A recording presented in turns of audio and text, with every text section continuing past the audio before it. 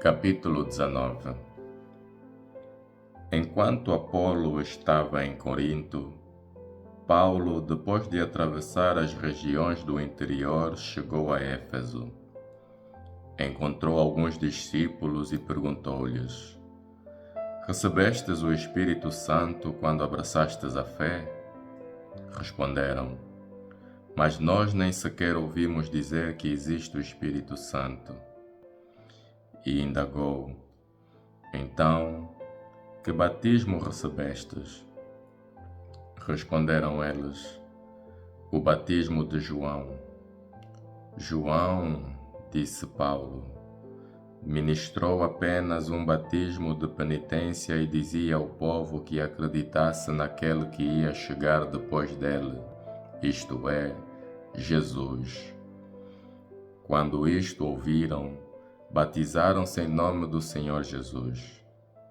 E tendo-lhes Paulo imposto as mãos, o Espírito Santo desceu sobre eles e começaram a falar línguas e a profetizar.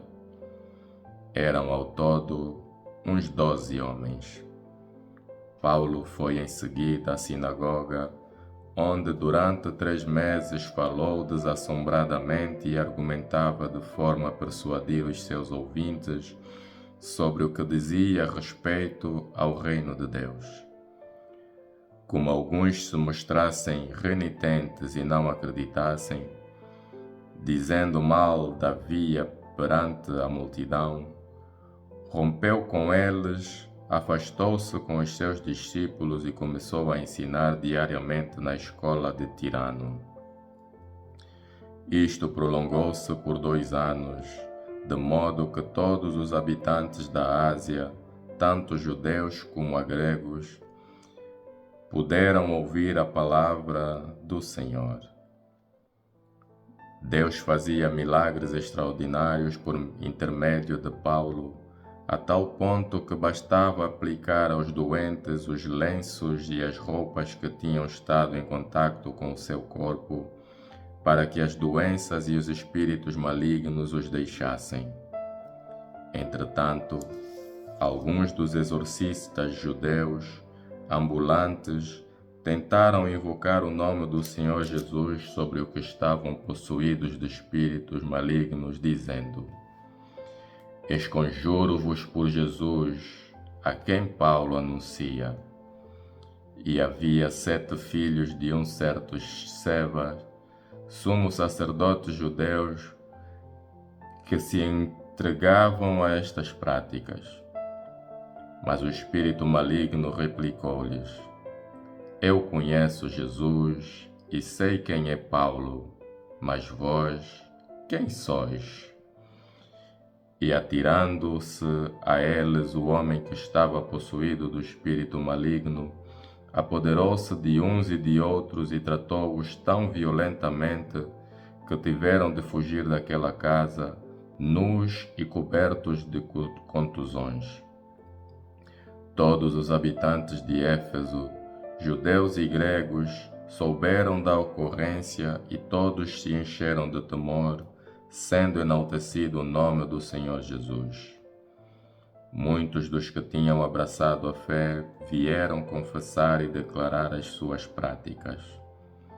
E muitos dos que se tinham dedicado à magia trouxeram os seus livros e queimaram-nos diante de todos. O valor dos livros foi calculado em 50.000 moedas de prata. Era assim que a palavra do Senhor se desenvolvia e fortalecia vigorosamente.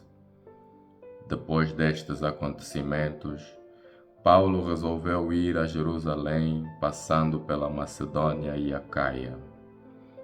Depois de eu lá ter estado, disse ele, tenho de ver Roma também.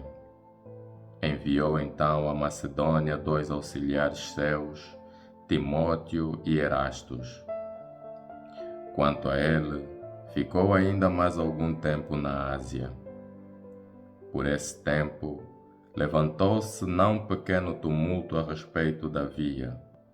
Um certo Demétrio, ourives que fazia santuários de Artemis, de prata e proporcionava aos artífices um negócio lucrativo, convidou-os assim como a outros que trabalhavam em obras semelhantes e disse: Sabeis, amigos, que a esta indústria devemos a nossa prosperidade.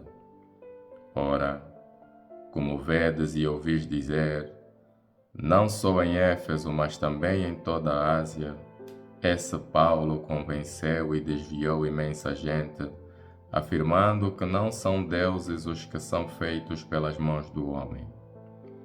Isto não só faz correr o risco de cair em descrédito a nossa indústria, mas também de se reputar como nada o templo da grande deusa Artemis e de vir a perder o prestígio aquela que a Ásia inteira e todo o mundo veneram. Quando isto ouviram, enfureceram-se e começaram a dizer em altos brados: Grande é Artemis dos Éfesos. A desordem espalhou-se pela cidade inteira e todos em massa se precipitaram para o teatro, arrastando com eles os macedônios Gaio e Aristarco, companheiros de viagem de Paulo.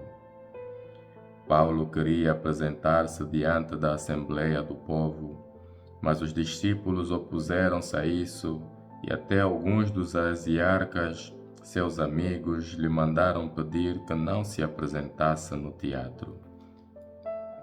Cada qual gritava por seu lado, pois a assembleia estava em confusão e a maior parte não sabia por que motivo se tinham reunido. Então, do meio da multidão saiu Alexandre, previamente informado que os judeus empurravam para a frente. Alexandre, com um sinal da mão, deu a entender que desejava dar explicações ao povo. Mas quando se aperceberam de que era ele judeu, todos começaram a gritar numa só voz, durante cerca de 2 horas: Grande é Ártemis dos Efésios. Por fim, o secretário acalmou a multidão e disse: Efésios, quem é o homem que ignora ser a cidade de Éfeso a guarda do templo da grande Ártemis e da sua estátua caída do céu? Portanto, sendo isto incontestável, deveis permanecer tranquilos e nada fazer com precipitação. Estes homens que trouxestes aqui não são culpados nem de sacrilégio, nem de blasfémias em relação à nossa deusa.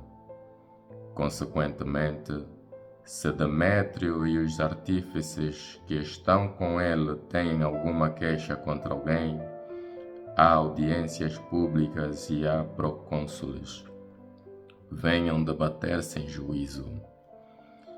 Mas, se tiverdes qualquer outra questão a debater, ela será resolvida na Assembleia Geral.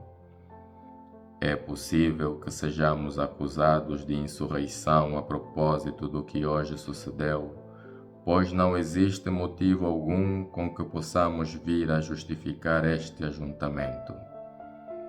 E com estas palavras, dissolveu a Assembleia.